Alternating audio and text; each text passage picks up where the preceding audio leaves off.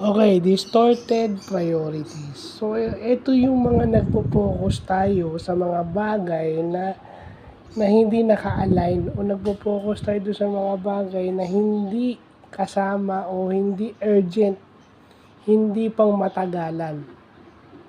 Kumbaga nagsasayang tayo sa mga bagay o activities na hindi nakapagbibigay ng long-term success o hindi naka-align sa ating long-term objective, no? So, yun yung distorted priorities. Na akala natin priority siya.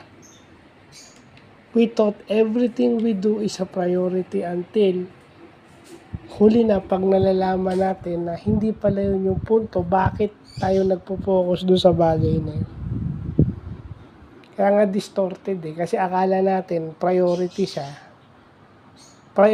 Akala natin dapat siyang i-prioritize kahit hindi. So yun, another management vlog. So yun lang po.